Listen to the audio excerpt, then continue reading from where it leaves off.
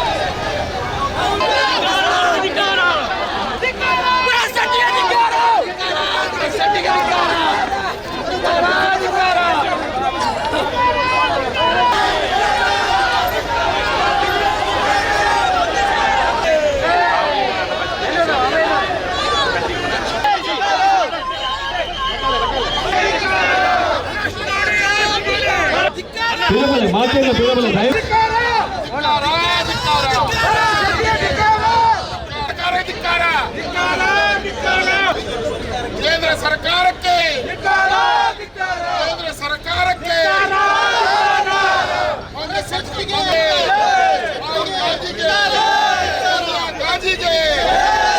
Block Congress ಸಮಿತಿ ಹಾಗೂ Gurupura block Congress ಸಮಿತಿಯ ಜಂಟಿ ಆಶ್ರಯದಲ್ಲಿ ಕರ್ನಾಟಕ ಪ್ರದೇಶ ಕಾಂಗ್ರೆಸ್ ಸಮಿತಿಯ ಪ್ರಧಾನ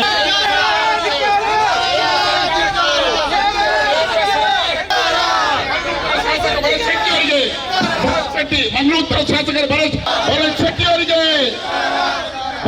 ಅವರಿಗೆ, ರಾಹುಲ್ ಗಾಂಧಿ ಅವರಿಗೆ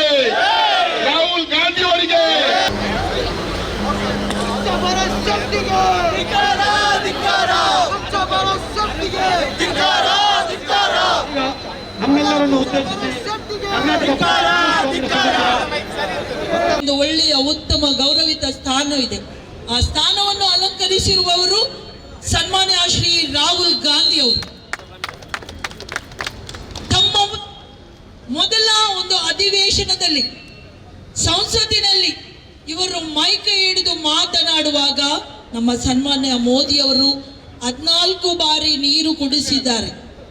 ಅಂತ ಒಂದು ಗೌರವಾನ್ವಿತ ವ್ಯಕ್ತಿ ರಾಹುಲ್ ಗಾಂಧಿ ಅವರಿಗೆ ಈ ಭಾಗದ ಶಾಸಕನಂತ ಕರೆಯಲು ನಾಚಿಕೆ ಆಗುತ್ತೆ. ಆ ಒಂದು ಶಾಸಕ ಸ್ಥಾನಕ್ಕೆ ಇದ್ದೀರಿ. ಬಹುಶಃ ಇವತ್ತು ನಾನು ಅವರ ಟ್ವೀಟ್ ಅನ್ನು ಗಮನಿಸಿದೆ. ಅವರ ಸೋಷಿಯಲ್ ಮೀಡಿಯಾದಲ್ಲಿ ಯಾವುದೇ ಅಭಿವೃದ್ಧಿ ಕೆಲಸದ ಬಗ್ಗೆ ಎಲ್ಲಿಯೂ ಕೂಡ ನಾನು ನೋಡಿಲ್ಲ. ಬರೀ ಸಮಾರಂಭ ಸಭೆಗಳಲ್ಲಿ ಮುಖ್ಯ ಅತಿಥಿಯಾಗಿ ಹೋಗಿ ಭಾಷಣ ಬಿಗಿಯುವುದು ಬಿಟ್ಟರೆ ಇವರ ಸಾಧನೆ ಶೂನ್ಯ ಅಂತ ಹೇಳಲಿಕ್ಕೆ ನಾನು ಇಚ್ಛಿಸ್ತೇನೆ. ಬಹುಶಃ ಎಲ್ಲೋ ತನಗೆ ಹಿನ್ನಡೆ ಆಗುತ್ತೆ ಅಂತ ಈ ವ್ಯಕ್ತಿಗೆ ಅನಿಸಿರ್ಬೋದು. ಆದ ಕಾರಣ ಏನಾದ್ರೂ ಒಂದು ಮಾತಾಡಿ ಒಂದು ಮುನ್ನೆಲೆಗೆ ಬರಬೇಕಲ್ಲ. ಹಾಗೆ ಒಂದು ಬಾಂಬ್ ಬಿಟ್ರು. ಆ ಬಾಂಬ್ ಬಿಟ್ಟದ್ದು ಅವರಿಗೆ ಎಲ್ಲಿ ಒಂದು ಮುಳುವಾಗಿದೆ ಅಂದ್ರೆ ನಾಚಿಗೆ ಇಟ್ಟು ಇಡೀ ಕ್ಷೇತ್ರದ ಜನತೆ ಇವತ್ತು ಉಗೀತಾ ಇದ್ದಾರೆ. ಡಾಕ್ಟರ್ ಭರತ್ ಶೆಟ್ಟಿ ಅವರೇ, ವೈದ್ಯೋ ನಾರಾಯಣ ಹರಿ ಅಂತ ಹೇಳ್ತಾರೆ. ಒಂದು ವೈದ್ಯರಾದ ತಾವು ವೈದ್ಯಕೀಯ ವೃತ್ತಿಗೆ ಒಂದು ಇವತ್ತು ನಾಚಿಕೆಗೇಡಿತನ ಹೇಳಿಕೆ ಕೊಟ್ಟು ಇಡೀ ವೈದ್ಯ ಸಮುದಾಯ ಇವತ್ತು ಇಂಥ ಒಂದು ಭರತ್ ಶೆಟ್ಟಿ ಒಂದು ಡಾಕ್ಟರ್ ಆಗ್ಲಿಕ್ಕೂ ನಾಲಾಯಕ ಅಂತ ಹೇಳುವ ಪರಿಸ್ಥಿತಿಯನ್ನು ತಾವು ಇವತ್ತು ಮಾಡಿಕೊಟ್ಟಿದ್ದೀರಾ. ತಾವು ಹಿಂದೂಗಳ ಬಗ್ಗೆ ಏನ್ ಹೇಳಿದ್ರೆ ಇವತ್ತು ಟ್ವೀಟರ್ ನಲ್ಲಿ ನಾನು ನೋಡಿದೆ, ಗಮನಿಸಿದೆ. ನಂಗೆ ಎಷ್ಟೇ FIR ಆಗಲಿ ನಾನು ಅದಕ್ಕೆ ತಯಾರಿದ್ದೇನೆ ಅಂತ. ಶೇಮ್ ಭರತ್ ಶೆಟ್ಟಿ ಅವರೇ, ಮೊನ್ನೆ ಖಾಸಗಿ ಶಾಲೆಯ ಒಂದು ಇನ್ಸಿಡೆಂಟ್ ಆಗಿತ್ತು, ಎಲ್ಲರಿಗೂ ಗೊತ್ತುಂಟು. ಈ ವ್ಯಕ್ತಿ ಕೂಡ ಅಲ್ಲಿ ಹೋಗಿತ್ತು. ಅಲ್ಲಿಯ ಒಂದು ಶಾಸಕರು ಇವರು ಸೇರಿಕೊಂಡು ನಲಿದಾಡಿ ಏನೆಲ್ಲ ಘೋಷಣೆಗಳನ್ನು ಮಾಡಿ ಪ್ರಚೋದನಕಾರಿ ಹೇಳಿಕೆ ಕೊಟ್ಟು ಆ ಮುಗ್ಧ ಮಕ್ಕಳ ಮನಸ್ಸುಗಳನ್ನು ಕೆಡಿಸಿದ್ರು. ಇವರಿಗೂ ಒಂದು FIR ಆಗಿತ್ತು.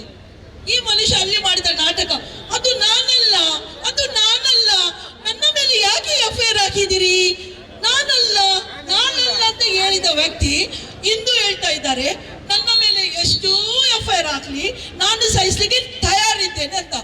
ಅಯ್ಯೋ ಡಾಕ್ಟರ್ ಭರತ್ ಶೆಟ್ಟಿ ಅವರೇ, ಇದೇ ಕೊರೋನಾ ಸಮಯದಲ್ಲಿ ಒಂದು ಬಡ ಹಿಂದೂ ಮಹಿಳೆಯ ಮರಣದ ಒಂದು ಶವ ಸಂಸ್ಕಾರ ಮಾಡಲಿಕ್ಕೆ ಈ ಒಂದು ಭಾಗದಲ್ಲಿ ಆ ಕುಟುಂಬದವರು ಇಲ್ಲಿ ಯಾರಾದ್ರೂ ಇದ್ದರೆ ಅವರು ಗಮನಿಸಿ, ಅವರು ಚಪ್ಪಲಲ್ಲಿ ಹೊಡಿಬೇಕು. ಆ ಶವ ಸಂಸ್ಕಾರವನ್ನು ಎಷ್ಟು ದಿನ ನಿಲ್ಲಿಸಿದ್ದಾರೆ, ಆ ಶವ ಸಂಸ್ಕಾರವನ್ನು ಅವರು ಆ ಸಂಸ್ಕಾರವನ್ನು ಮಾಡದಾಗಿ ನಿಲ್ಲಿಸಿದ್ದಾರೆ. ಅದಕ್ಕಾಗಿ ಇವರೊಬ್ಬರು ಡಾಕ್ಟರ್, ಇವರಿಗೆ ಗೊತ್ತಿಲ್ವಾ ಏನು ಹೊಗೆಯಲ್ಲಿ ಕೊರೋನಾ ಬರುತ್ತಾ, ಏನು ಸಾಂಕ್ರಾಮಿಕ ಹರಡುತ್ತಾ? ಒಂದು ಡಾಕ್ಟರ್ ವೈದ್ಯಕೀಯ ವೃತ್ತಿಯನ್ನು ಮಾಡಿದ ಇವರು ಆ ಒಂದು ಕೊರೋನಾಗೆ ಎದುರಿ ಆ ಒಂದು ಭಾಗದಲ್ಲಿ ಒಂದು ಶವ ಸಂಸ್ಕಾರ ಮಾಡದ ರೀತಿಯಲ್ಲಿ ಕಡೆಯಲ್ಲಿ ಎಲ್ಲಿ ಅವರನ್ನು ಇದು ಮಾಡಿದ್ರು, ಶವ ಸಂಸ್ಕಾರ ಮಾಡಿದ್ರು ಪ್ರೈವೇಟ್ ಜಾಗದಲ್ಲಿ. ಇವತ್ತು ಆ ಮಹಿಳೆ ಹಿಂದೂ ಹೌದಾ ಅಲ್ವಾ? ನಾನು ಕೇಳಲು ಬಯಸ್ತೇನೆ, ಆ ಮಹಿಳೆ ಹಿಂದೂ ಹೌದಾ ಅಲ್ವಾ? ಭರತ್ ಶೆಟ್ಟಿ ಅವರೇ, ಕಳೆದ ಒಂದು ವಾರದಲ್ಲಿ ನೀವು ಮಾಡಿದ ಕೆಲಸ ಏನು ಅಂತ ಹೇಳ್ಬೇಕು. ಧಾರಾಕಾರವಾಗಿ ಮಳೆ ಆಯ್ತು, ಕಡಲ್ ಕೊರೆತ ಆಯ್ತು, ಈ ಭಾಗದ ಜನರಿಗೆ ನೆರೆ ಬಂದು ಜನರಿಗೆ ಬಹಳಷ್ಟು ನಷ್ಟ ಆಗಿದೆ, ಹಲವಾರು ಮನೆಗಳು ಕುಸಿದಿದೆ. ಈ ಒಂದು ಕೈಗಾರಿಕಾ ವಲಯದಲ್ಲಿ ಬಹಳಷ್ಟು ಉದ್ಯೋಗ ಇಲ್ಲದೆ ಬೇರೆ ಬೇರೆ ಪೊಲ್ಯೂಷನ್ ಅಂತ ಒಂದು ಸಮಸ್ಯೆಗಳನ್ನು ಎದುರಿಸುವ ಈ ಒಂದು ಕ್ಷೇತ್ರದಲ್ಲಿ ತಾವು ಒಂದು ವಾರದಲ್ಲಿ ಏನು ಕೆಲಸ ಮಾಡ್ತಿದ್ದೀರಿ ಅಂತ ಕೇಳಲಿಕ್ಕೆ ಬಯಸ್ತೇನೆ.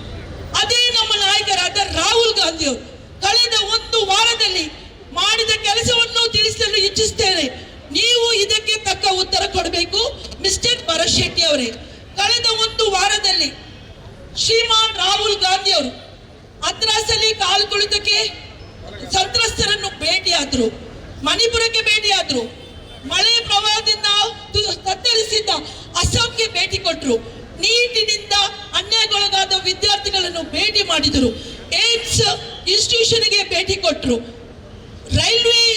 ರೈಲು ಚಾಲಕರ ಒಂದು ಸಿಬ್ಬಂದಿ ವರ್ಗದವರನ್ನು ಭೇಟಿ ಕೊಟ್ಟು ಅವರ ಬೇಡಿಕೆಗಳಿಗೆ ಏನಾದ್ರೂ ಒಂದು ಸ್ಪಂದನೆ ಸಿಗುತ್ತೆ ಅಂತ ಹೋದ್ರು. ಅವರು ಜನರೊಟ್ಟಿಗೆ ಇದ್ದು ಜನರ ಸಮಸ್ಯೆಯನ್ನು ಆಲಿಸಿ ಅದೇ ಸಮಸ್ಯೆಗಳನ್ನು ಹಿಡಿದು ಇಂದು ಲೋಕಸಭೆಯಲ್ಲಿ ಪ್ರಧಾನಿ ಮೋದಿ ಅವರ ಹತ್ರ ಪ್ರಶ್ನೆ ಕೇಳಿದ್ರು. ಅವರು ಪ್ರಶ್ನೆ ಕೇಳಿದ್ದಕ್ಕೆ ಸನ್ಮಾನ್ಯ ಮೋದಿ ಅವರು ಒಂದು ವಿರೋಧ ಪಕ್ಷದ ನಾಯಕನಾಗಿ ಕೇಳಿದ ಪ್ರಶ್ನೆಗಳಿಗೆ ಉತ್ತರಿಸುವ ಸೌಜನ್ಯ ಕೂಡ ಇಲ್ಲ. ಅವರು ಏನು ಪ್ರಶ್ನೆ ಕೇಳಿದ್ದಾರೆ ಇವರನ್ನ ಉತ್ತರ ಇಲ್ಲ. ಅವನು ಬಾಲಕ, ಅವನು ಏನ್ ಹೇಳಿದ್ದಾರೆ, ಏನೆಲ್ಲ ಒಂದೇ ಒಂದು ಕ್ವಶನ್ಗೆ ರಾಹುಲ್ ಗಾಂಧಿ ಅವರ ಕ್ವಶನ್ಗೆ ಆನ್ಸರ್ ಕೊಟ್ಟಿದ್ದಾರೆ ಅಂತ ಹೇಳ್ಬೇಕು. ಇದೇ ಬಿಜೆಪಿ ಅವರು ಇಂದು ಅಲ್ಲಿಯ ಹರೀಶ್ ಪುಂಜರ್ ಇರ್ಬೋದು, ಇಲ್ಲಿಯ ವೇದವಾಸ್ ಕಾಮತ್ ಇರ್ಬೋದು, ಅಥವಾ ಈ ಭರತ್ ಶೆಟ್ಟಿ ಇರ್ಬೋದು, ಇವರು ಬರೀ ಹೇಳಿಕೆಗಳಿಗೆ ಮೀಸಲು. ಒಬ್ಬ ಹೇಳ್ತಾನೆ ಪೊಲೀಸರ ಕಾಲರ್ ಹಿಡಿ ಅಂತ, ಒಬ್ಬನು ಹೊಡೆದಾಡಿ ಹೇಳ್ತಾರೆ, ಇನ್ನೊಬ್ಬರು ಏನ್ ಹೇಳ್ತಾರೆ ನಮ್ಮ ನಾಯಕರಿಗೆ ಏನು ಅಂತ ಎಣಿಸಿದ್ದಾರೆ. ಇವರು ಏನು ಒಂದು ಮನುಷ್ಯತ್ವ ಇಲ್ವಾ ಇವರಿಗೆ? ಇವರ ಮನೆಯಲ್ಲಿ ಇವರು ಇದೇ ರೀತಿಯ ಸಂಸ್ಕೃತಿಯನ್ನು ಬೆಳೆಸಿದ್ದಾರೆ ಅಂತ ಕೇಳಲಿಕ್ಕೆ ನಾನು ಇಚ್ಛಿಸ್ತೇನೆ. ಇದೇ ಭರತ್ ಶೆಟ್ಟಿ ಅವರೇ, ಮುಂದಿನ ದಿನದಲ್ಲಿ ತಾವು ನೆನಪಿಡಿ, ನಿಮ್ಮದೇ ಇದೇ ಅನಂತ್ ಕುಮಾರ್ ಹೆಗಡೆ, ಇದೇ ಪ್ರತಾಪ್ ಸಿಂಹ, ಇದೇ ಈಶ್ವರಪ್ಪ ಇಂಥ ಬೊಗಳೆ ಬಿಟ್ಟು ಏನಾಗಿದ್ದಾರೆ, ಇವತ್ತು ಮೂಲೆ ಗುಂಪಾಗಿದ್ದಾರೆ. ತಮಗೂ ಒಂದು ದಿನ ಇದೇ ಪರಿಸ್ಥಿತಿ ಬರುತ್ತೆ. ತಮ್ಮನ್ನು ಕೂಡ ತಮ್ಮದೇ ನಾಯಕರು ಮನೆಗೆ ಓಡಿಸುವ ದಿನಗಳು ದೂರ ಇಲ್ಲ. ಇನ್ನು ಮುಂದಕ್ಕೆ ಎಚ್ಚರವಾಗಿರಿ. ನಿಮಗೆ ಸಾಧ್ಯವಾದರೆ ಜನತೆಗೆ, ನಿಮ್ಮ ಕ್ಷೇತ್ರದ ಜನತೆಯ ಸಮಸ್ಯೆಗಳಿಗೆ ಸ್ಪಂದಿಸಿ. ಈಶ್ವರಪ್ಪ, ಪ್ರತಾಪ್ ಸಿಂಹ ಅವರ ಕುಟುಂಬದಿಂದ ಬಂದಂತಹ ಭರತ್ ಶೆಟ್ಟಿ ಅವರು ಯಾವ ರೀತಿ ಮಾತಾಡಿದ್ದಾರೆ ಅಂತ ನಿಮಗೆ ಗೊತ್ತಿದೆ.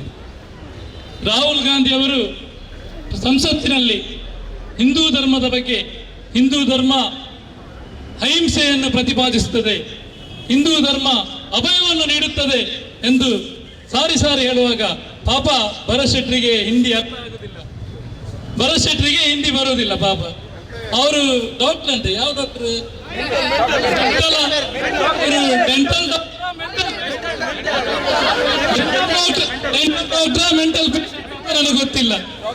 ಮೆಂಟಲ್ ಪೇಷಂಟ್ ಇರ್ಬೋದು, ಇಲ್ಲಾಂದ್ರೆ ಈ ತರ ನಮ್ಮ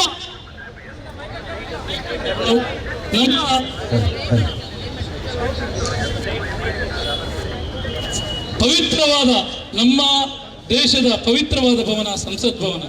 ಯಾವ ರೀತಿ ಹಿಂದೂಗಳಿಗೆ ತಿರುಪತಿ ದೇವಸ್ಥಾನ ಪವಿತ್ರವಿದೆಯೋ, ಯಾವ ರೀತಿ ಮುಸ್ಲಿಮರಿಗೆ ಮಕ್ಕಾ ಮಸೀದಿ ಪವಿತ್ರವಿದೆಯೋ, ಕ್ರಿಶ್ಚಿಯನಿಗೆ ರೋಮ್ ಪವಿತ್ರವಿದೆಯೋ, ಅದೇ ರೀತಿ ಪ್ರತಿಯೊಬ್ಬ ಭಾರತೀಯರಿಗೆ ಸಂಸತ್ ಭವನ ಪವಿತ್ರವಾಗಿದೆ.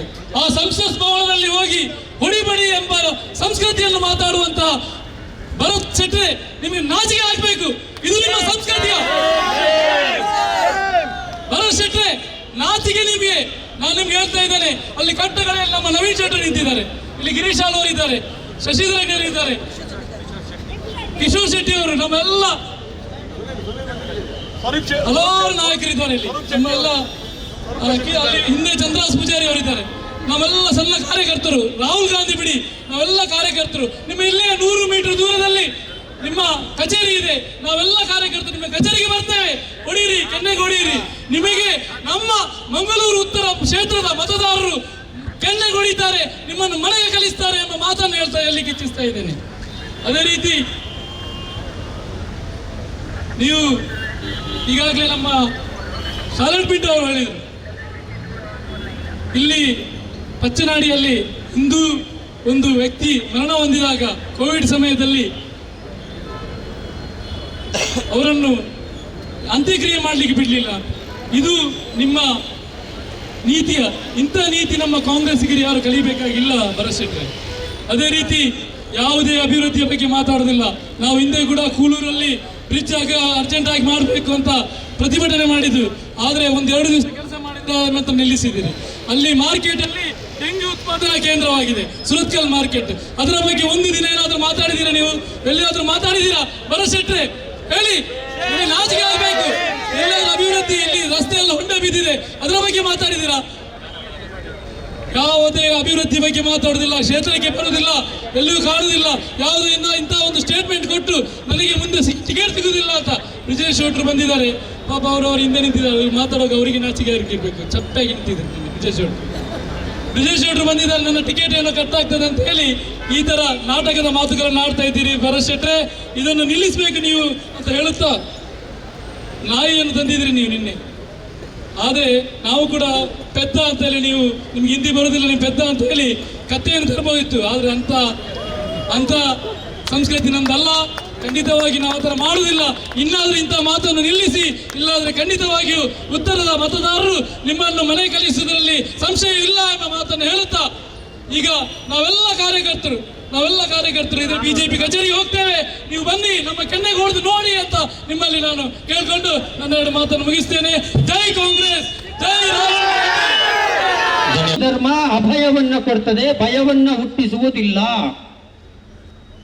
ಹಿಂದೂ ಧರ್ಮ ಅಹಿಂಸೆಯನ್ನ ಹೇಳ್ತದೆ, ಹಿಂಸೆಯನ್ನ ಪ್ರಚೋದಿಸುವುದಿಲ್ಲ ಅಂತ ಹೇಳುವಾಗ ಮೋದಿಜಿಯವರು ಎದ್ದು ನಿಂತು ಇದೇ ಭರತ ಶೆಟ್ಟಿ ಡೈಲಾಗ್ ಅನ್ನ ಹೇಳಿದ್ರು, ಸಮಸ್ತ ಹಿಂದೂ ಸಮಾಜವನ್ನ ನೀವು ಟೀಕೆ ಮಾಡ್ತೀರಿ ಅಂತ. ಇದೊಂದು 40 ವರ್ಷಗಳಿಂದ ಇದನ್ನ ಅತ್ಯಂತ ವ್ಯವಸ್ಥಿತವಾಗಿ ಬಿಜೆಪಿ ಹೇಳಿಕೊಂಡು ಬಂದಿದೆ. ಸಮಸ್ತ ಹಿಂದೂ ಸಮಾಜ ನಾವು ಅಂತೇಳಿ ಹೇಳಿಕೊಂಡು ಬಂದದ್ದು 2014 ನಂತರ ಜೋರಾಯಿತು. ಅದಕ್ಕೊಂದು ಹಾಸ್ಯದ ಕತೆ ಉಂಟು. ಶಾಲೆಯಲ್ಲಿ ಒಂದು ಮಗುವಿಗೆ ಮಾಸ್ಟರ್ ಕೇಳ್ತಾರೆ, ನೀನು ಹಸುವಿನ ಬಗ್ಗೆ ಒಂದು ಪ್ರಬಂಧ ಬರಿ ಅಂತ, ಮಾತಾಡು ಅಂತ. ಹಸುವಿನ ಬಗ್ಗೆ ಫಸ್ಟ್ ಟೈಮ್ ಹೋಗ್ತಾರೆ, ಅವರಿಗೆ ಅಪಾಯಿಂಟ್ಮೆಂಟ್ ಕೊಡೋದಿಲ್ಲ. ಆಮೇಲೆ ವಿಡಿಯೋ ಕಾನ್ಫರೆನ್ಸ್ ಕಾಲಲ್ಲಿ ಒಬ್ಬ ಲೀಡರ್, RSS ನ ಲೀಡರ್ ಮಾತಾಡ್ತಾರೆ. ಆಗ ಮೋದಿ ಅವರು ಹೇಳ್ತಾರಂತೆ, ನೀವು ಸಂಘದವರೆಲ್ಲರೂ ಕೆಲಸ ಮಾಡಬೇಕು ಚುನಾವಣೆಯಲ್ಲಿ ಅಂತ. ಆಗ ಅವ್ರು ಹೇಳ್ತಾರೆ, ಇಲ್ಲ ಸ್ವಲ್ಪ ಕಾಂಪ್ಲಿಕೇಶನ್ ಅಂತ ಆಗುದಿಲ್ಲ ಅಂತ ಹೇಳ್ತಾರೆ. ಆಗ ಇವ್ರು ಎಂತ ಹೇಳ್ತಾರೆ ಗೊತ್ತಂತ, ನಾವು ಅಧಿಕಾರಕ್ಕೆ ಬರೆದಿದ್ರೆ ನೀವಿಲ್ಲ, ಪಚ್ಚ ಎಲ್ಲಿಗೆ ಹೋಗಿ ಮುಟ್ಟಿದ್ದು ನೋಡಿ. ಇವರ ತಾಯಿಯ ಸ್ಥಾನದಲ್ಲಿ RSSಗೆ ನೀನು ಹಿಂದೂ ಅಲ್ಲ ಹೇಳುವ ಲೆವೆಲ್ಗೆ ಇವ್ರು ಇಳಿದಿದ್ದಾರೆ. ಈಗ 2 ಬಿಜೆಪಿ, ಒಂದು ಮೋದಿ ಬಿಜೆಪಿ, ಇನ್ನೊಂದು ಒರಿಜಿನಲ್ ಬಿಜೆಪಿ. ಈಗ 2 RSS, ಒಂದು ಮೋದಿ RSS, ಇನ್ನೊಂದು ಒರಿಜಿನಲ್ RSS. ಒಟ್ಟಿನಲ್ಲಿ ಇಬ್ಬರಿಗೂ ಗತಿ ಗೊತ್ತೇ ಇಲ್ಲ. ಹಾಗಾಗಿ ಈ ಹಿಂದುತ್ವದ ಬಗ್ಗೆ ನೀವು ಇನ್ನು ಮಾತಾಡೋದು ಬಂದ್ ಮಾಡಿ. ನಾವು ಯಾವುದೇ ಅವಾಚ್ಯ ಶಬ್ದ ನಮ್ಮ ಅಧ್ಯಕ್ಷರು ಮಾತಾಡಿದ್ರು, ನಮ್ಮ ಲೀಡರ್ಗಳು ನಿನ್ನೆ, ನಾವು ಅದನ್ನು ಮಾತಾಡೋದಿಲ್ಲ. ನಾವು ನೇರವಾಗಿ ಜನರಿಗೆ ಕೂತ್ಕೊಂಡಿದ್ದು ಮಾತನಾಡಿದ್ರು ಅವರಿಗೆ ನಾನು ಉತ್ತರ ಕೊಟ್ಟೇ ಸಿದ್ಧ. ನಾವು ಉತ್ತರ ಕೊಟ್ಟೇ ಕೊಡ್ತೇವೆ. ಅದರ ಬಗ್ಗೆ ಮುಲಾಜಿಲ್ಲ. ನೀವು ಬಾಯಿ ಬಂದಾಗ ನೀವು ಮಾತಾಡ್ಬೋದಾ? ನೀವು ಮಾತಾಡ್ಬೋದು, ನಾವು ಉತ್ತರ ಕೊಡ್ತೇವೆ. ಯಾಕಂದ್ರೆ ಪಾಲಿಟಿಕ್ಸ್ ಇದು. ನೀವು ಮಾತಾಡಿದನ್ನು ಕೇಳಿಕೊಂಡಿರ್ಲಿಕ್ಕೆ ನಾವೆಂತ ಗೂಡಂಗಡಿಯಲ್ಲಿ ಸೋಡಾ ಮಾಡ್ತಾ ಇದ್ದೇವಾ? ನಾವು ರಾಜಕೀಯ ಮಾಡುದು. ನಿಮಗೆ ಪ್ರತ್ಯುತ್ತರ ಇನ್ನು ಪ್ರಾರಂಭ ಆಗ್ತದೆ. ನಾವಿಲ್ಲಿ ಎಂತ ಸೋಡಾ ಮಾಡ್ಲಿಕ್ಕೆ ಕೂತದಲ್ಲ, ಚಪ್ಪೆ ಸೋಡಾ ಮಾಡ್ಲಿಕ್ಕೆ ಕೂತದಲ್ಲ. ಮತ್ತೆ ನೀವು ಏನ್ ಬೇಕಾದ್ರೂ ಮಾಡ್ಬೋದು, ನಾವು ಮಾತಾಡುದು, ನೀವು ಮಾತಾಡ್ಬೇಕು. ಹಾಗಾಗಿ ಇಷ್ಟು ಹೇಳಿ ಇನ್ನು ಮುಂದೆ ದಯವಿಟ್ಟು ಬಿಜೆಪಿಯ ನಾಯಕರತ್ತೆ ನಾನು ನಮ್ಮ ಅಧ್ಯಕ್ಷರೊಂದು ಒಳ್ಳೆ ಮಾತು ಹೇಳಿದೆ, ಅದನ್ನು ಅವರಿಗೆ ರಿಪೀಟ್ ಮಾಡ್ತೇನೆ. ವಿ ಎಸ್ ಆಚಾರ್ಯ